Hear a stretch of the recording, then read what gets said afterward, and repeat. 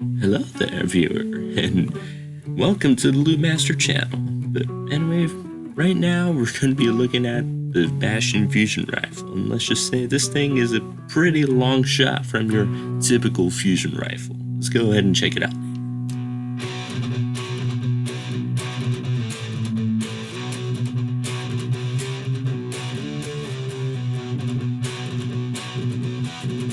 Anyhow, this linear fusion rifle, or at least that's, well, it's more of a regular fusion rifle, but even then, it's a regular style fusion rifle, but it's kinetic. That's basically what the Bastion is. The only thing is that each bolt of what you expect from a regular old fusion rifle is actually more of a shotgun spread, but it's tighter than a shotgun spread. It's kind of a hard thing to say, but it's kind of like a hexagon pattern with bullets, and there's only so many bullets in each thing, and it's always consistent. It has 3 volleys of it, one after the other. It's not one huge shot like shotgun, but it's not necessarily one bolt at a time like a fusion rifle. It's kind of like the gray area in between, which allows you to pull off some crazy stuff, like shoot people from almost air until range, almost, especially if they're weak. But I'll say that it's definitely better than your typical hand cannon or whatnot in a fusion rifle duel here. Like, I've actually gone up against air until in this gameplay and whatnot, and since I was in the right position and within range of this weapon, I was able to take the guy out fairly quickly. Anyhow, the main thing with this weapon is its overall handling and uniqueness of the gun itself. AK-1, it charges and it fires 3 kinetic spreads in kind of like slides. So that means that it's pretty much kind of a medium range weapon, like most fusion rifles, unlike air intel.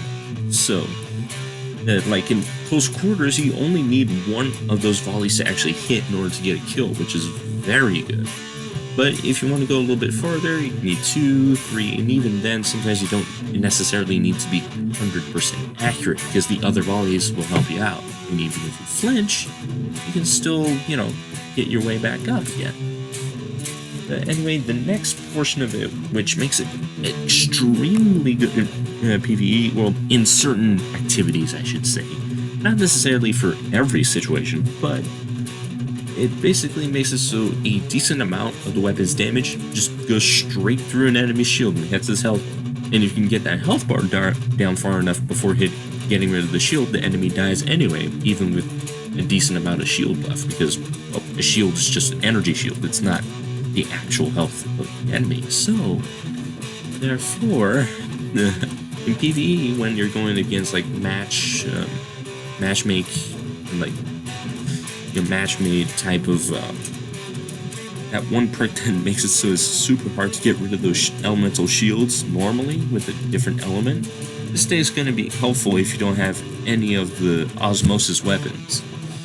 So this is pretty much a guarantee for you to try out those nightfalls and whatnot without needing an osmosis weapon, like I already said, because pretty much you can down most enemies, especially in match game. You're gonna have like acolytes and stuff which overshields. It's pretty crazy. So Bastion can take care of those ads super easily and whatnot, and even then you can dwindle down the health of just about anything pretty easily, since it's a fusion rifle and a shotgun in one. And because of that, it's not only good in PvE and PvP, but I'd say maybe even decently good in Gambit, because, well, Python is pretty good in Gambit, and as well as air until is also pretty good as invasions or stuff like that. But overall, it's kind of an